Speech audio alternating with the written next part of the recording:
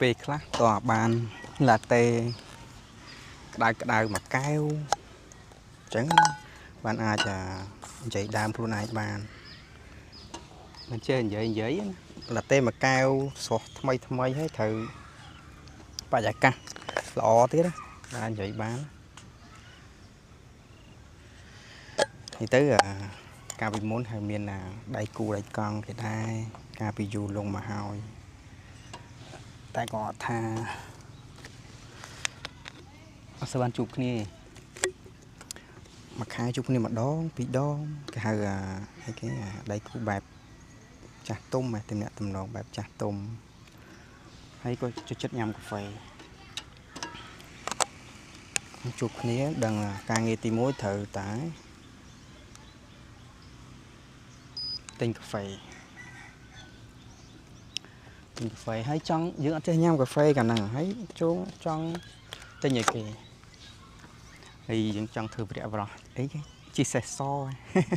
ទិញកាហ្វេយកកាហ្វេពីហាងមកហើយគាត់ថាឲ្យគាត់ញ៉ាំទៅគាត់សប្បាយចិត្តអញ្ចឹងណាចងចាំរបស់តិចតួចតែអត់សូវបានទិញទេដោយសារអីយើងអត់សូវចេះអញ្ចឹងយើងអត់ចាំកាហ្វេហើយយូរគាត់ឲ្យទៅទិញម្ដងទិញស្អី ice latte ស្ករហា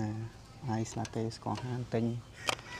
ប៉ុណ្ណឹងហើយមកទិញ10ដងខុសទាំង10ដងឲ្យតែទិញម្ដងណាមានរឿងម្ដងហ្នឹងដល់ពេលឥឡូវ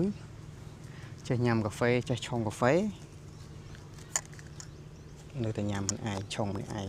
ឆុងខ្លួនឯងញ៉ាំខ្លួនឯងហើយម្នាក់ឯងដែរ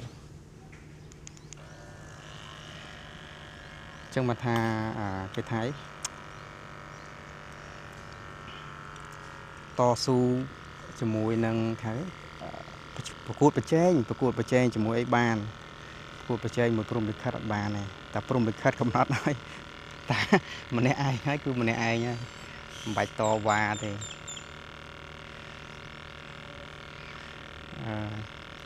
ជីវិតវាបែបហ្នឹងតែនៅពេលឥឡូវចេះមិនថាចេះញ៉ាំកាហ្វេចេះឆុងកាហ្វេស្គាល់កាហ្វេគ្រប់បែបយ៉ាងឈ្ងុយឥ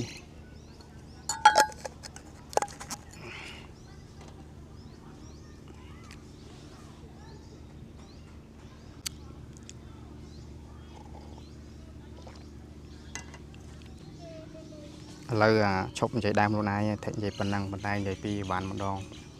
សិនកាហ្វេថ្មីរបស់ខ្ញុំគូណាហើយ